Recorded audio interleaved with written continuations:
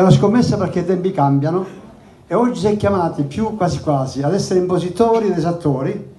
e muoversi in grande difficoltà, anche perché i comuni sono visti ormai come l'anello terminale della pubblica amministrazione. Spesso i governi scaricano la responsabilità sui sindaci. Io sono felicissima di farti la campagna elettorale, sono felicissima di aver costruito insieme a degli amici come Riccardo, come Decio, Margherita e tanti altri che sono qui in sala un percorso politico serio, consapevole, strutturato a sostegno della tua candidatura. Che sindaco sarà Marco Zambuto? Ma sicuramente è un sindaco che parla con la gente, che si fa carico dei problemi delle persone, che vuole rappresentare la vita reale, quotidiana, fatta di bisogni, fatta di necessità e fatta anche di speranze. Ecco, io penso che in questi anni a questa città sia mancato questo, sia mancata una capacità di confronto con un palazzo, con un'amministrazione che ha vissuto su un altro piano, che ha vissuto un'altra vita. Abbiamo assistito a una narrazione di una città che non è corrisposto alla vita reale dei suoi cittadini e soprattutto una città che si è fermata, una città nella quale i servizi più importanti sono assolutamente da rivedere. Il tema della città pulita, abbiamo una città che sul piano dei rifiuti è un'offesa ed è un pugno negli occhi di ogni agrigentino. A fronte di un costo del servizio che è aumentato, abbiamo una condizione della città che per quella che è una città turistica non è possibile vedere ogni giorno così, per poi non parlare di uno spazzamento che non c'è più, di un discerbamento che non c'è più, di una derattizzazione che non so da quanti anni non si fa, di una disinfestazione che non so da quanti anni non si fa. Una città che in questi anni io non so quali finanziamenti abbia recuperato, quali finanziamenti per il centro storico. Non c'è un finanziamento recuperato per il centro storico di Agrigento, non c'è un finanziamento recuperato per la riqualificazione dell'intera città. È una città che è stata ferma, che si è fermata a fronte di chi invece narrava un film, narrava un film che non c'è stato. Ora occorre riprendere un cammino dalle cose importanti che sono la depurazione di questa città. Io avevo sbloccato la vicenda nel 2011, sono passati 8 anni, 9 anni e soltanto ora si parla del bando di gara per la realizzazione del grande depuratore del villaggio Mosè.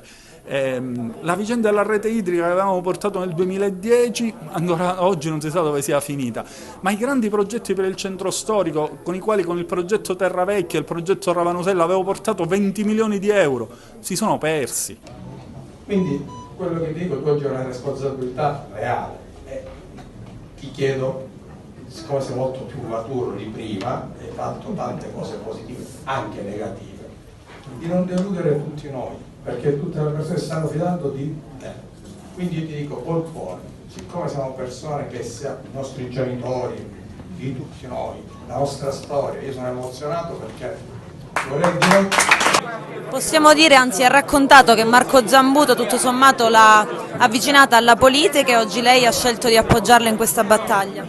Beh, lo conosco dal 2012 per i motivi che ho detto prima. Oggi col mio partito, con l'UDC, abbiamo con tutta coscienza deciso di scendere in campo, abbiamo una lista che lo sostiene e quindi questo per noi è un motivo di orgoglio, lavorare per la città di Agrigento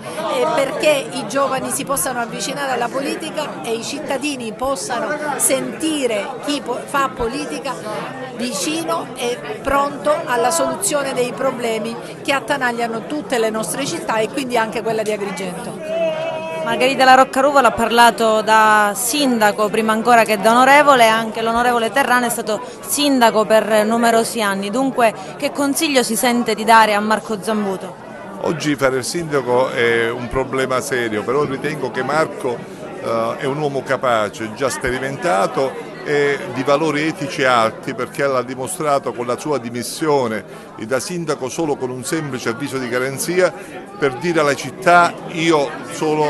la città non può pensare che io sia un ladro, la città non può pensare che io non abbia valori etici e mi dimetto, tant'è che è stato assolto con un luogo non a procedere in quanto era una persona per bene, e queste sono le ragioni che ci portano oggi a sostenere Marco, perché è una persona per bene, una persona capace, una persona che sa confrontarsi con la gente, e tutto l'UDC, da Lorenzo Cesa, dal sottoscritto nella qualità di coordinatore regionale, da tutta la Diputazione, abbiamo fatto la scelta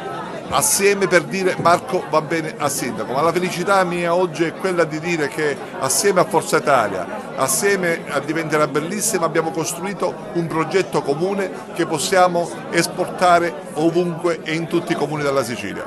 La parola ascolto non solo nel campo del volontariato, nell'aiuto dei più fragili, ma ascolto anche dell'intera città. Sì, questa sera ho suggerito a Marco questo verbo, ascoltare, perché è la parola d'ordine del mio lavoro in questi anni e anche sarà dell'amministrazione di Marco Zambuto, proprio perché vogliamo prima di tutto ascoltare i bisogni della gente, per poi fare i progetti per la gente, perché solo così potremo rispondere ai veri bisogni della nostra città.